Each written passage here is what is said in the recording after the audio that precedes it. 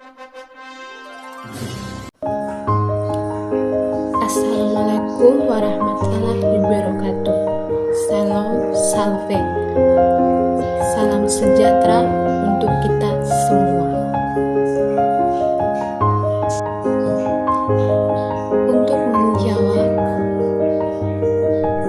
ujian akhir Pancasila, saya atas nama Paulina Ferini Oktavianarung dengan NIM 2106070067 dari kelas A, Prodi Kimia Fakultas Sains dan Teknik, mahasiswa Universitas Nusa Cendana, akan memberikan channel yang berisi tentang tantangan bagi generasi-generasi muda.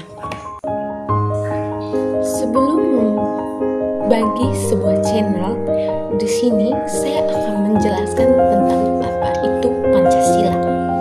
Pancasila merupakan dasar negara Indonesia yang mencakupi kepribadian seluruh bangsa Indonesia. Nilai-nilai yang terkandung dalam Pancasila merupakan cerminan dari bangsa Indonesia. Pancasila adalah pedoman hidup bagi bangsa Indonesia dalam bernegara. Namun, di era digital ini banyak sekali hambatan dan tantangan yang terjadi dan membumihi nilai-nilai Pancasila. Tentu kita ketahui bahwa pada zaman sekarang, di era digital sekarang, begitu banyak anak-anak muda. Tentu di sini kita ketahui bahwa banyak sekali anak-anak muda atau generasi milenial yang terjerumus dengan kebudayaan asing yang bawa dari luar. Di mana di sini kita sebagai generasi muda lebih terjerumus dalam berbudaya, itu dalam berpenampilan, sudah itu dalam bergaya, itu yang terbawa dari kebudayaan asing atau terbawa dari kebudayaan dari bangsa-bangsa lain. Tak hanya itu, masih banyak lagi hal-hal yang terjadi dalam kehidupan generasi-generasi muda, di mana di sini generasi-generasi muda cenderung melupakan bagaimana mengarahkan jiwa-jiwa nasionalisme. Sudah itu lemahnya wawasan terhadap ideologi negara. Begitu banyak hal-hal yang terjadi dalam kehidupan generasi-generasi muda pada zaman sekarang. Maka dengan itu kita sebagai generasi muda penerus bangsa harus bisa menjiwai nilai-nilai Pancasila dalam kehidupan kita. Karena kita sebagai generasi muda tentunya sebagai pedoman negara untuk membuat negara ini lebih maju untuk beberapa tahun ke depannya. Tentu perjuangan dari kita sebagai generasi muda sangat dibutuhkan di kalangan sekarang, karena generasi muda adalah penerus bangsa. Generasi muda adalah pembawa kebanggaan terhadap bangsa Indonesia. Maka dengan itu, kita sebagai generasi muda, marilah bersatu untuk membangun negara kita, agar negara kita lebih merdeka ke depannya. Dengan itu, kita sebagai generasi muda harus memberikan jiwa nasionalisme, harus memperluas wawasan ideologi kita, serta harus bersikap jujur, adil, peduli, bertoleransi terhadap agama-agama lain, serta kita sebagai generasi muda harus bisa menghargai perjuangan-perjuangan dari para pahlawan yang telah memerdekakan negara kita ini. Dengan perjuangan-perjuangan kita, maka saya yakin bahwa kita sebagai generasi muda akan sangat dibutuhkan pada perkembangan era-era digital, pada perkembangan bangsa Indonesia kita ini. Maka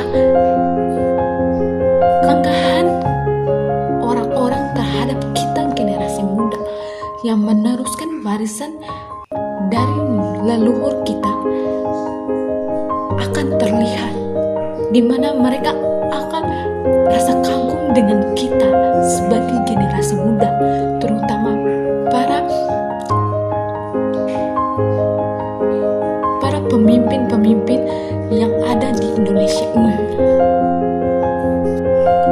Maka dengan itu, saya mengajak kita sebagai generasi muda, marilah kita bergandeng tangan, merangkul untuk membangun negara yang lebih maju lagi, lebih merdeka, tanpa harus dijajah kembali oleh para penjajah dari negara-negara lain.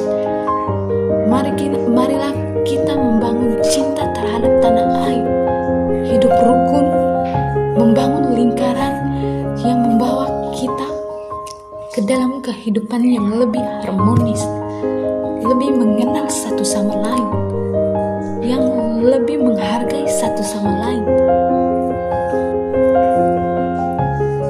Itulah channel yang saya berikan kepada generasi muda, di mana di sini saya mengajak generasi muda untuk lebih merangkul sama, untuk lebih membangun sebuah lingkaran yang harmonis, agar negara kita bisa menjadi negara yang lebih merdeka lagi.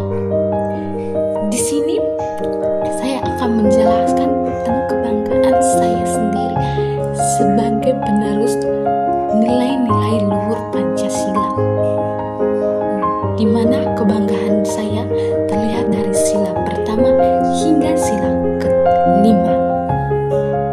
Yang pertama, pada sila pertama yang berbunyi ketuhanan yang Maha Esa, dari Pancasila mengartikan adanya jaminan dan kebebasan dalam beragama. Sila tersebut tidak mengatur atau mencampuri kepercayaan orang lain dan memberikan hak kepada masyarakat untuk memeluk agamanya masing-masing. Hal yang perlu kita lakukan untuk mengamali nilai-nilai Pancasila pada sila pertama dilakukan dengan cara menghormati teman atau tetangga yang berbeda agama bangsa Indonesia, seperti berbudaya, bermoral, dan juga beragama. Hal yang perlu kita lakukan untuk mengamali nilai-nilai Pancasila pada sila kedua dilakukan dengan cara menghormati orang tua, menyayangi saudara, dan berbuat baik kepada orang lain. Pada sila ketiga yang berbunyi tentang persatuan Indonesia dari Pancasila, yang berbicara tentang kerukunan dan persatuan Indonesia. Hal yang perlu kita lakukan untuk mengamali nilai Pancasila pada sila ketiga dilakukan dengan cara memakai produk dalam negeri, serta hidup rukun, bertetangga, yaitu saling bertoleransi. Untuk mengamali nilai Pancasila pada sila ketiga dilakukan dengan cara memakai produk dalam negeri, serta hidup rukun, bertetangga, yaitu saling bertoleransi dan saling menghargai orang di sekitar kita. Dan pada pada sila keempat yang berbunyi tentang kerakyatan yang dipimpin oleh hikmat kebijaksanaan dalam pemusyawaratan perwakilan. Pancasila mengajarkan kita bahwa kita tidak boleh memaksa kehendak terhadap orang lain. Kita juga perlu mengutamakan musyawarah dalam mengambil keputusan untuk kepentingan bersama. Maka hal yang perlu kita lakukan untuk mengamali nilai-nilai Pancasila pada sila keempat dilakukan dengan cara belajar untuk bermusyawarah dalam menyelesaikan masalah yang ada serta tidak memaksa kehendak dari orang lain. Dan pada sila kelima yang berbunyi tentang keadilan sosial bagi seluruh rakyat Indonesia.